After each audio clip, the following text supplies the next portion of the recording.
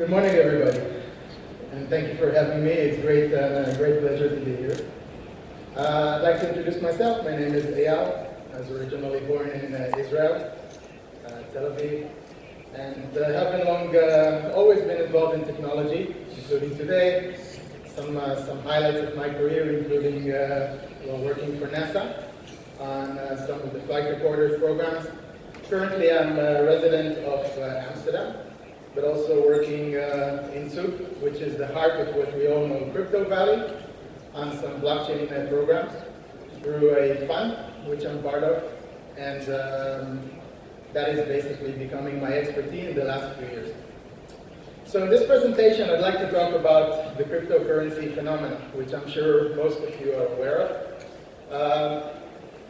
I checked yesterday on CoinMarketCap, which is the actual website which lists all the cryptocurrencies in the market. And as of yesterday, we have 1,622 different types of cryptocurrencies. So I guess for a lot of you, it raises the question, why do we need all those high amounts of cryptocurrencies? Is there a real reason for the existence of such a high amount of tokens? And obviously, we know, a lot of us by hunch, that the answer is most likely we don't need so many cryptocurrencies. So comes the question, why are they there? And we all know that the amount of cryptocurrencies is rising. When I spoke in Denver, which is about 2 weeks ago, there was a few cryptocurrencies less, but it's rising at a very high speed. So I'd like to talk about an example of a sort of a joke, which turned it from a joke into a real phenomenon, which is called the dog coin. And that's an example of an interesting phenomenon of how a cryptocurrency, which actually has no purpose whatsoever, becomes into a $2 billion type of asset cryptocurrency. So in 2013, there was a guy, Jackson Palmer from Australia, who actually said, well, with all those cryptocurrencies out there, how about we start a joke? So we actually went on Twitter, and he tweeted that he believed that Dogecoin, which was actually a non-existent coin at the time, is going to be the next big investment opportunity. So sure enough, a guy from Portland, Oregon, the US, whose name is Billy Palmer, he saw that tweet and he decided, all right, let's make this a reality. So he actually created a coin which is called the Dogecoin. Now this Dogecoin actually does one thing, which is nothing. It actually does nothing. And actually, a lot of people saw this coin as just a very legitimate cryptocurrency, even though there was no purpose whatsoever for it. And it became worth $60 million about a week later. And a few weeks later, it was worth $100 million. And then before we know it, in 2018, it was worth $2 billion. You ask yourself why? Well, actually, nobody really knows. But the real answer, of course, is speculation. So people just buying this currency, not because it has any value, but because why don't we try and bet and put some money on this cryptocurrency, and it probably is going to be rising in value, and that's actually what happened. So this kind of exemplifies the dangers in this type of economy. So that brings us to Goldman Sachs, where the head of research, Mr. Strongman, was saying that he believes that a lot of the cryptocurrencies are actually going to be reaching the value of, you guess, zero. And the reason why they're going to be reaching the value of zero is because actually most cryptocurrencies actually do nothing or actually have no real intrinsic value. And this lack of intrinsic value, and intrinsic value is something we will go in a couple of slides, lack of intrinsic value means that there is no real reason why those cryptocurrencies should actually hold their value. And if we're looking at coins which even today are very common, let's talk about Bitcoin, for example. Everybody's heard of Bitcoin. I'm curious which ones of you have actually invested in Bitcoin, if you can raise your hand. Well, you see a lot of hands here, I can tell you. And I guess how many of you have actually invested in Bitcoin because you are planning to buy in the supermarket with Bitcoin? No hands. So I guess most of you have invested in Bitcoin because hopefully you think the price is going to rise. And when the price is going to rise, then you're going to be making money from the price. And that is, of course, called speculation. And that speculation, of course, drives many people to create other types of cryptocurrencies, and those cryptocurrencies eventually will be worth zero because they have no intrinsic value. And that brings us to the topic of bubbles. So let's talk about bubbles. Throughout the years, there's been a lot of bubbles, of course, in Wall Street, but one of the most interesting bubbles we know is the Dutch tulip mania bubble. So in the 17th century, as you know, the Netherlands was a trader of flowers, and it still is. Actually, it's got the largest flower auction in the world, where lots of flowers are coming in airplanes every day, and they're being sold out throughout Europe and the world. But the tulips actually came from Turkey, so they were brought in by Turkish traders into the Netherlands and to other countries like Spain. And these tulips really look nice. They're beautiful flowers, as you all know, and you actually have some of these here in Korea. But what happened in the 17th century, they became very popular, so they became a sort of a status symbol where a lot of people loved them. To make matters worse, there was a virus, a tulip virus, called the mosaic virus, and what happened is that the mosaic virus, rather than doing bad, it did good. It made the tulips look nicer. So because of these nice colors, a lot of people really loved them. And of course, people started demanding tulips and buying tulips, and they became very expensive. They actually came to the point where not only the tulips are expensive, but actually people started trading in the derivatives of tulips. And the first derivative of tulips was actually the seeds of the tulip, which means that at a certain point in time, a bulb will be born, and that bulb will turn into a tulip. And the price of a single bulb came to the point, and you can see the price action. It actually came to the point where, for a price of one single bulb of tulips, you actually traded 4 big oxes, 8 big pigs, and 12 sheep, all combined. And that's actually way higher than the price, actually 10 times of the price of the average earner in the Netherlands. And that is for one bulb of tulips. Now, obviously, this can't really hold on for a long time because this has to kind of at one point come down, like everything that comes up. So, at a certain single point in time where the prices were so high and people started to come to their senses, then the price started to drop. And of course, the whole thing crashed. And which is very similar to, you saw the graph of the tulip, this is very similar to the graph of the typical bubble. So what typically happens is there seems to be a sort of a launching of a new bubble or a new asset into the market. This gains traction in the beginning, a little bit of a slow traction where it's taking off. And then, of course, there's a little bit of a sell-off in the beginning because people are realizing the gains they made it. And then it becomes kind of mainstream. And it goes very high in price because media picked it up, and there's a lot of enthusiasm, and then the greed picks up because traders are selling it. And then there's the delusion that this is going to go up forever because it's a completely new paradigm shift. It can't go down, right? Well, obviously it does. So what happens is people come to their senses, and at one point in time, the whole thing completely crashes. And we saw those crashes happening with cryptocurrency multiple times. As you all know, the beginning of 2018, the end of 2017 was a wonderful time for cryptocurrency traders, but the beginning of 2018 was a disaster, where everything simply crashed. And of course, the reason for the crash was speculation, as always. And speculation is the key and the heart of the problem with cryptocurrency. So we have a situation where the world has not really accepted cryptocurrency, and for a reason. The reason is that you will not have a currency which is going to become mainstream as long as it's extremely volatile. And this volatility basically does not allow the creation of trust, because nobody actually wants to hold assets which tomorrow could be worth maybe 10% of what they're worth today. It just doesn't make sense. And of course, the other problem with cryptocurrencies is there's a lot of scams in the market. Actually, there's a lot of uncertainty whether a scam is 10% or 90%. I've been hearing swinging figures from scams are 10% of ICOs and token generation events, all the way up to recently, I've heard actually a new study which says about 85% are scams. So basically, these are coins which are absolutely worthless. They do not need any investment from everybody because it's just a lie. But still people put money into those coins because they have no real clue if those coins are legitimate or not. And of course, eventually, they lose all their money.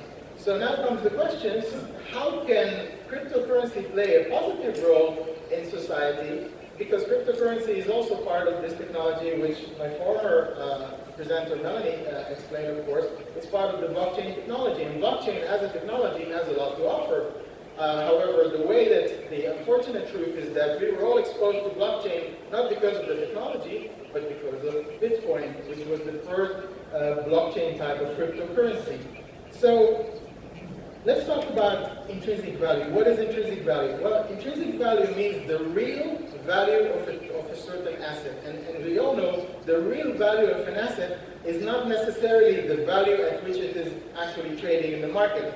So every asset, whether it's a stone, like a diamond, or whether it's gold, or whether it's any other asset, a house or a yacht, or whatever, has a real value which you can say this for sure is the value of that asset. But on the other hand, because assets are typically trading on the market, then their market price fluctuates. And the typical consensus is that the market value is a sum. It is the multiplication of the intrinsic value and the speculation factor, which actually can drive the intrinsic value up or down. So not the intrinsic, but the actual market value up or down. So what we saw with Bitcoin, of course, and we all know that the intrinsic value of Bitcoin is very questionable, is we saw that because of huge demand, which is being driven by speculation, then the market value has really risen up. And that goes the same for most of the cryptocurrencies. And one of the aspects, of course, which is going to be determining the value or the trading value of a certain asset is liquidity. How liquid is a certain asset? If we have a hard time selling a certain asset, and this is actually known to every CFO or every person who is dealing with economics, when we look at the balance sheet of the company and we have to classify the assets that the company has, then of course the cash is the highest liquid of them all. It gets its full inherent value, which is the cash value of it. But then when we start to list all the other assets, then we have to understand what is the liquidity for those assets, how easy it is. For example, if you have a machine in a company, in a factory, how easy it is to liquidate that, is to actually exchange that for other goods. And the lower the liquidity, of course, the lower the value of that specific asset.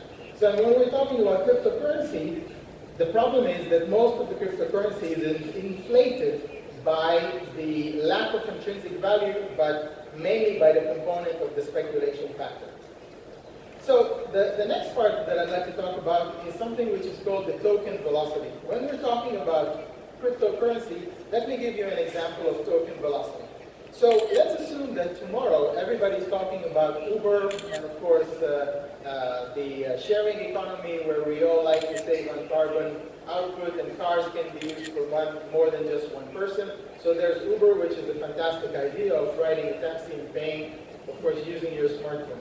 So what if we invented an imaginary type of Uber, which is a decentralized Uber? Let's call it a Duber.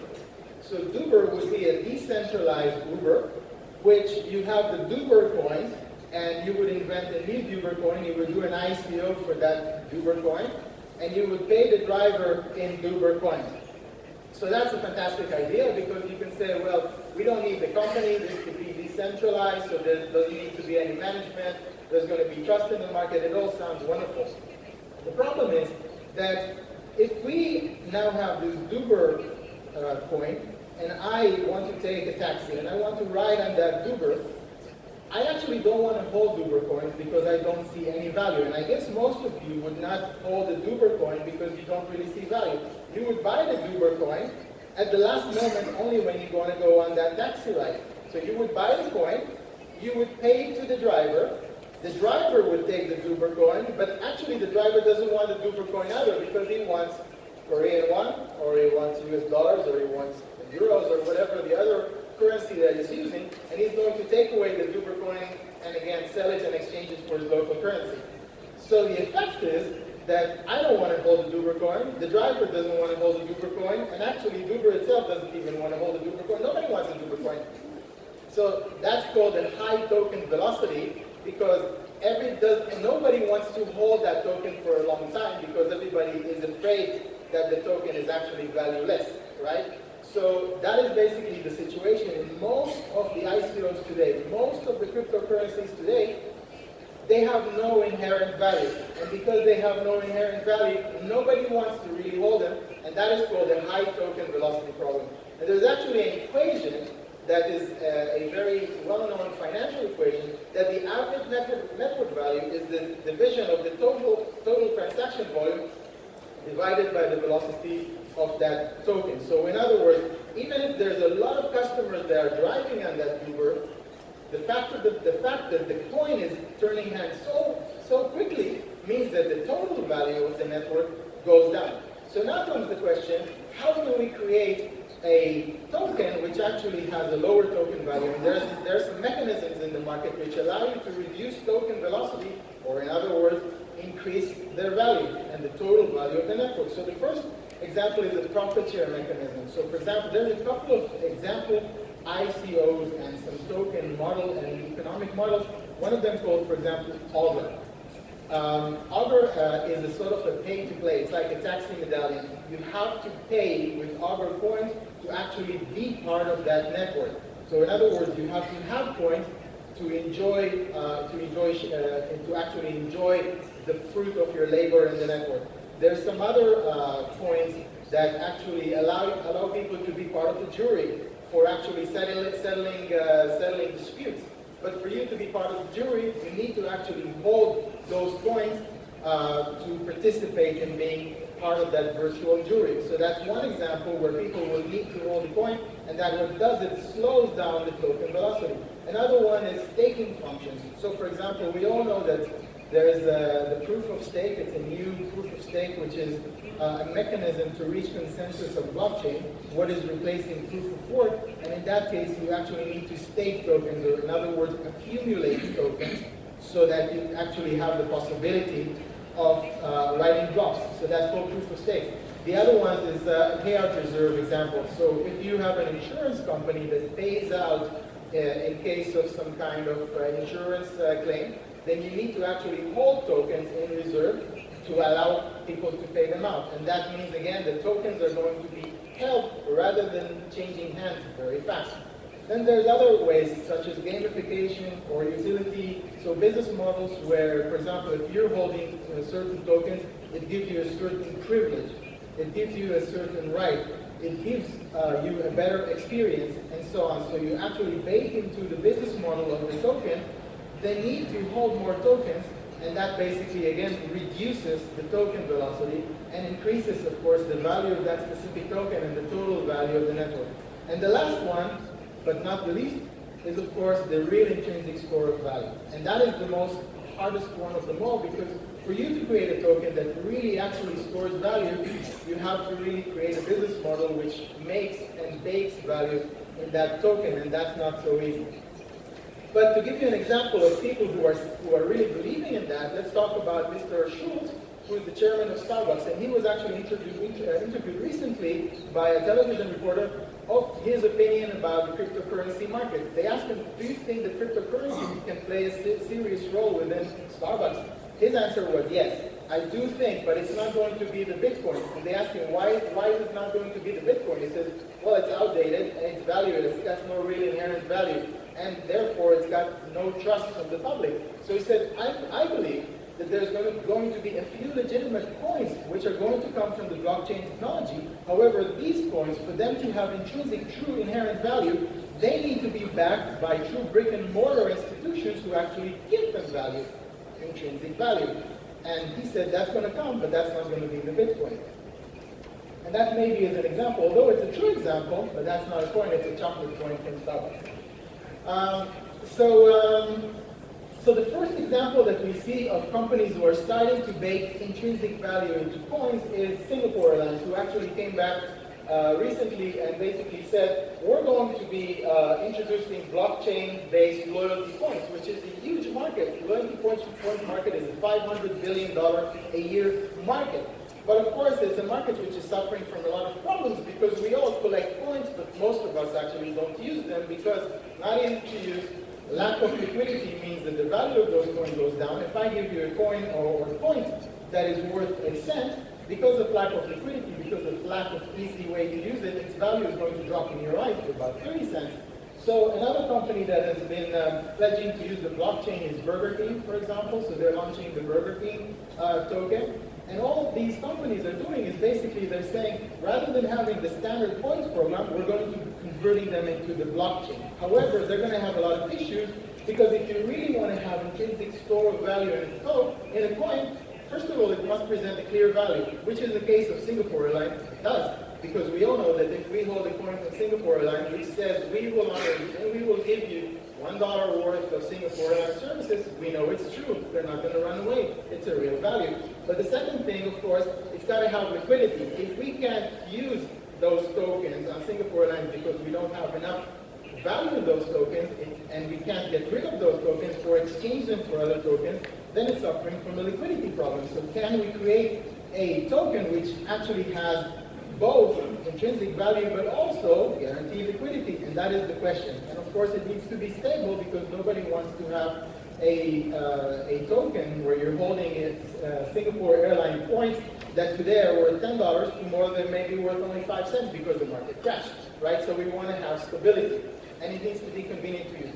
So as an example of where things are going, I'll talk about one example which is called Momentum. Well, I happen to be part of that, but basically what this new initiative is doing, it's allowing you to create intrinsically valued tokens which are instant liquidity and instantly interchangeable. So it means that companies can actually create a token, give them intrinsic value, by definition, like a Hilton, that is going to give you intrinsic value, but then on the other hand, allow you to have baked into the smart contract of that token instant liquidity, which means that you can always exchange that token even if the token is not on a cryptocurrency exchange.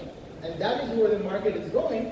It's going into a position where cryptocurrency is going to be adopted by the masses only when these conditions actually mature, when people can actually have cryptocurrencies in their pocket, which are stable, which have intrinsic value, and have instant liquidity, which is kind of similar, very similar to cash, with the difference that these actually have intrinsic value, while of course standard cash does not.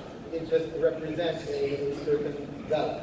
So as an example here, you can see a system where by clicking on a button, you can change from one token to the other, and the way to do it is basically go through the blockchain and using the smart contract that is storing reserve currency in the smart contract, it ensures that there is immediate liquidity for those tokens. In other words, interchangeability between Hilton tokens to Burger King tokens to any other airline token or any other company's token with just one click of a button, no needing for an exchange. And once you have that, of course, you can do some interesting things. For example, because then you know that you have a real massively used, so adopted by the masses, cryptocurrency which is trusted by them, and that's where you can actually do some very interesting tricks, of course, which is the combination of online and offline to create some very interesting effects using tokens, such as, for example, a case where the customer comes to the shop and then gets virtual currency or cryptocurrency just for being in the shop, turning on, similar to Pokemon Go, turning on their phone and touching a box with a lot of coins. And that, of course, requires a situation where the customer trusts those cryptocurrencies. So hopefully you found my presentation a bit entertaining. Thank you very much, and I wish you a pleasant day.